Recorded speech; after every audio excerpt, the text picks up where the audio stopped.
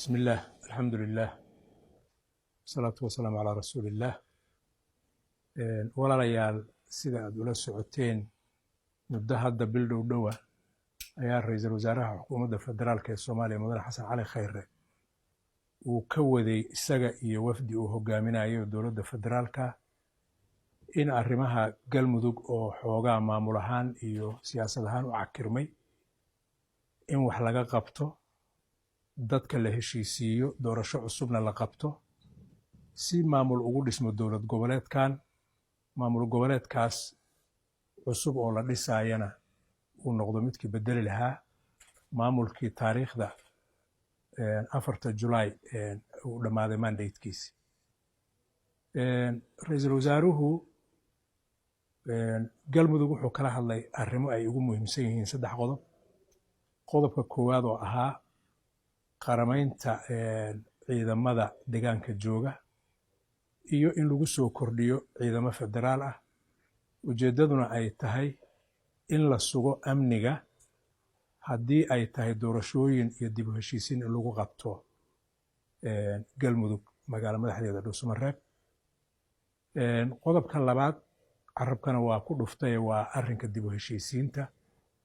waxaa laga shaqaynayay in barnaamij laga hirgeliyo halkan dib u heshiisiineed la isugu keeno dhammaan beelaha dhaqanka iyo cid walboo nufuud ku leh arrimaha galmudug halkan la isugu keeno, lagu heshiiyo, heshiiskaas kadibna loo gudbo qodobka saddexaad oo ah doorashada. arrinka marka caawa aan rabo inaan ka sameeyo war-saxaafadeedkan waa qodobka labaad oo ah arrinka dib u heshiisiinta.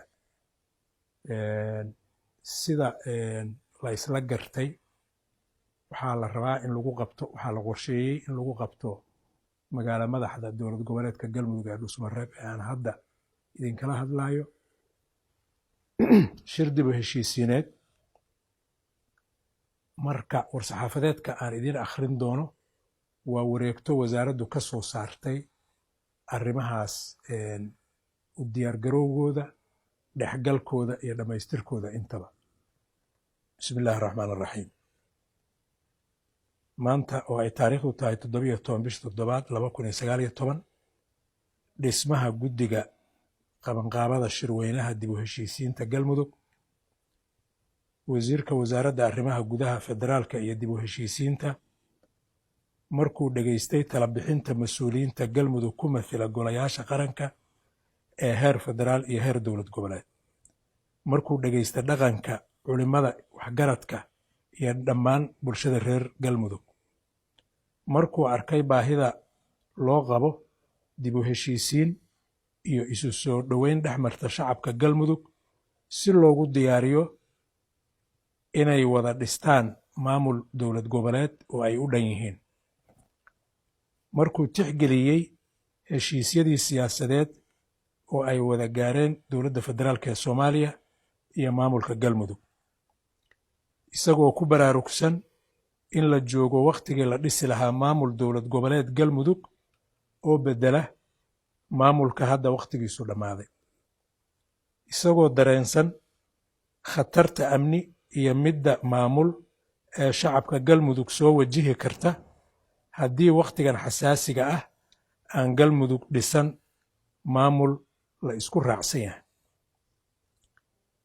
wasiirku wuxuu go'aamiyey markuu intaas arkay qodobka koowaad dhisidda guddi qabanqaabo. in la dhiso guddiga qabanqaabada shirweynaha dib u heshiisiineed oo ay ka qayb galaan dhammaan beelaha wadadega galmudug. fadhiga shirku wuxuu noqonayaa magaalo madaxda dowlad goboleedka galmudug ee Dhuusamareeb.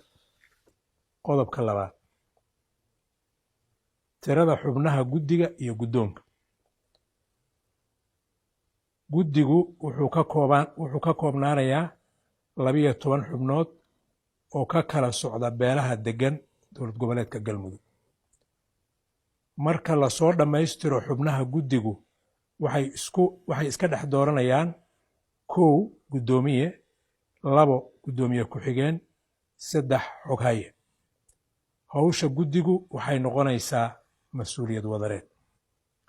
qodobka saddexaad, magacyada xubnaha guddiga. 1 cabdiraxmaan macalin cabdulaahi baadiyow. 2 maxamed nuur gacal. 3 aadan cusmaan xuseen. 4 maxamed maxamuud gacmo dheere. 5 cabdikaafi maxamed maxamuud. 6 xasan maxamed jimcaale. 7 ambaasadhar cabdi xaaji liibaan dhabancad. 8 faadumo axmed caalin cureeji. 9 cabdi maxamed jaamac. 10 mahad aadan guuleed. 11 cabdulaahi aadan xaashi.